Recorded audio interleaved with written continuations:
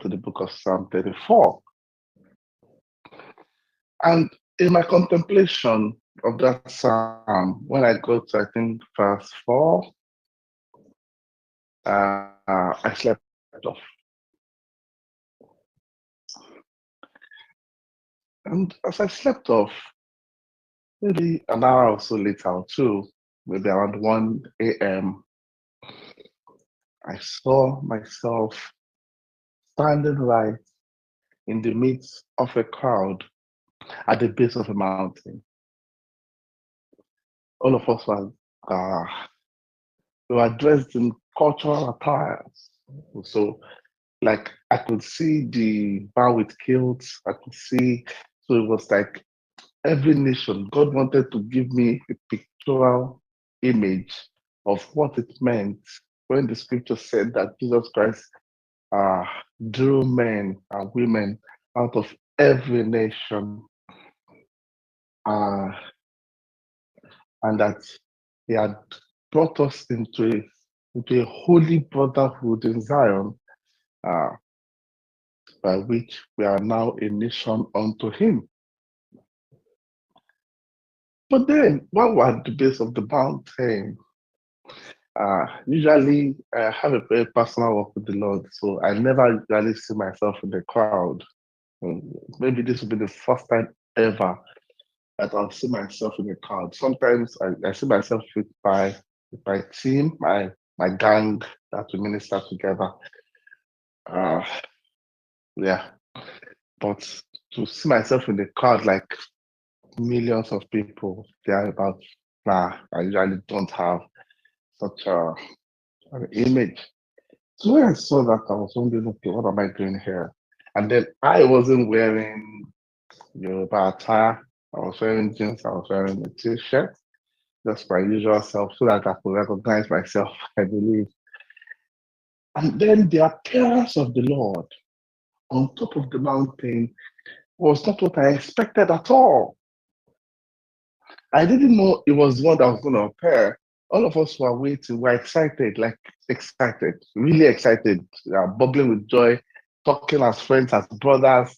I just know that the noise that we were making there, noise of joy, there was no fear, freedom, and liberty. But we were waiting, we stood, we were talking, but we were waiting.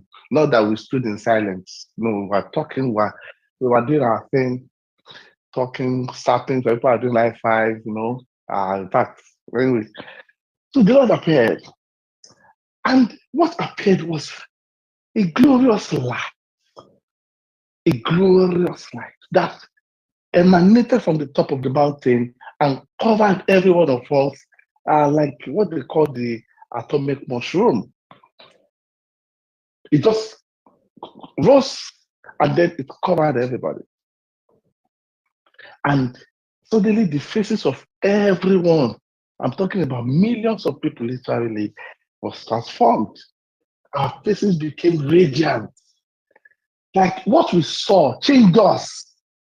What we saw changed us. That's the best way to put it. As soon as we beheld him, we were changed. So we didn't just see him so that we can go home and tell people that, oh, glory, I saw the Lord today. Like if you met me and we were talking, you can go home and say, oh, I remember having got today. I met him at the filling station.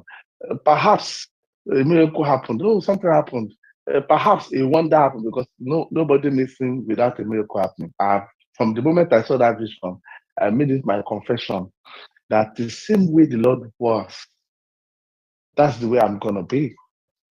I'm going to be a witness of his glory. I'm not going to be a witness of his flesh or a witness of only his person. I'm going to be a witness of his glory because what I saw, what I witnessed in that vision was his glory. And that glory made me radiant, made everyone there radiant. It changed us. So imagine leaving that place because I came out of that vision. And when I came out of it, I couldn't sleep anymore. In fact, I began to peruse the scriptures, trying to find scriptures that supported what I saw.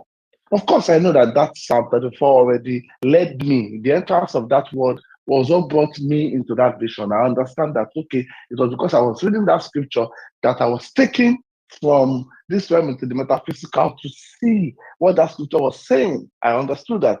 But then I began to look through the scriptures, even in the Old Testament, and then I saw in the book of Jeremiah that God says, I'm his battle axe. That in fact, in the book of Isaiah, he said, you are my witnesses. In the book of Matthew, he said, you'll be witnesses unto me. So I said, oh my, I'm his witness. But the kind of witness that I am is not the witness that you just go about and say, hey, do you know what? There's somebody called Jesus. That will be witnesses in words. I'm not the kind of witness that just go about and say, accept Jesus, accept Jesus, you go to hell. No, no, no, no, no. That's the witness of fear.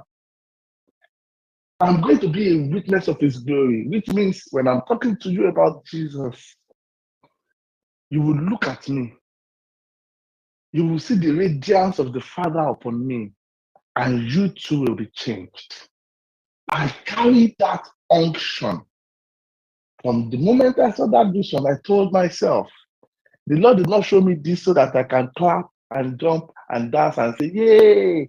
No, no, no, no, no. The Lord showed me this so that He showed me what I can become, what I have become. That henceforth, when people see me, henceforth, when I witness in His name, not only will people hear me with words, they would literally be changed.